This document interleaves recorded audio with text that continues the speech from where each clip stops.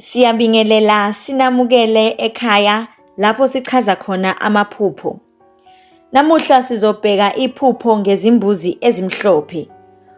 Khona obuzile ngaleli phupho noma singazwanga ukuthi uzibone zenzani, zikuphi, kodwa nje sizobheka iphupho ngezimbuzi ezimhlophe. Izimbuzi ezimhlophe zivame ukuba uphawu lobuhle, ukuphila okuhle, ukuthula, injabulo noma impumelelo eseduze nentuthuko. Lokhu kungaveza ukuthi uhambo lwakho luhamba kahle noma ungaba nezinkinga kodwa zizoba ncane zisheshe zidlule. Izimbuzi ezimhlophe ngokwesiko lesintu zithathwa njengezidalwa ezibalulekile empilweni yomuntu.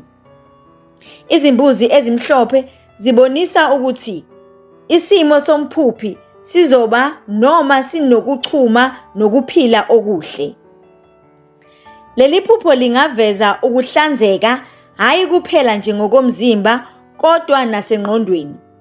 Lokhu kuhlanganisa ukuphela kokukhathazeka futhi kuveza ukukhululeka kwengqondo. Kungenzeka-ke ukuthi umphuphi unesifiso sokunakekela kahle impilo yakhe futhi ucabanga ngezinto ezinzima ezisemqoka ukuze impilo yakhe iphumelele.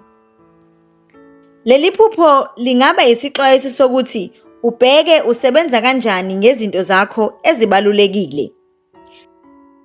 Ngamafuphi, iphupho ngezimbuzi ezimhlophe lingaveza inhlanhla, ukuchuma, impumelelo. Siyabonga, nisale kahle.